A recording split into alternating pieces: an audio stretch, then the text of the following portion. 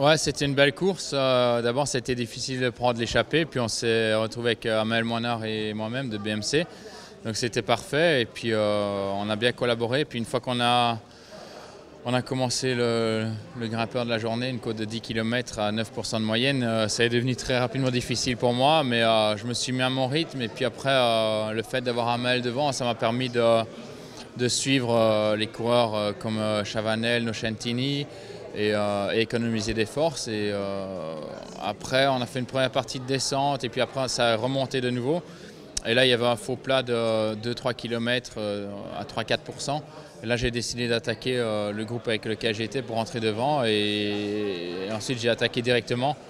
Et voilà, après, c'était une descente très rapide, assez technique aussi. Et j'ai pu faire la différence et gagner une magnifique étape. Donc voilà, pour moi, c'est quelque chose d'assez rare de gagner comme ça en partant de loin avec une échappée. Donc j'ai pris beaucoup de plaisir aujourd'hui.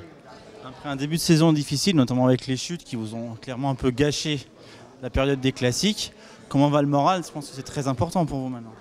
Ouais, je veux dire, j'ai beaucoup souffert physiquement et mentalement parce que bon, c'était chaque fois des coups durs d'être arrêté en plein effort comme ça à cause de chutes. Surtout que voilà, c'est des chutes qui arrivent, qui ne sont pas vraiment.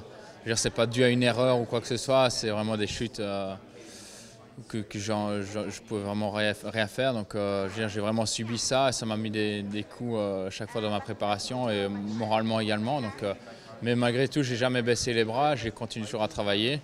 Et malgré tous ces contretemps-là, j'ai réussi à trouver la forme et surtout à en profiter parce que bon, être en forme c'est une chose, mais gagner c'est encore différent. C'est bien sûr le Giro de Contador, mais avec 2 victoires d'étape, de très belles victoires d'étape. C'est aussi un peu le Giro de Philippe Gilbert.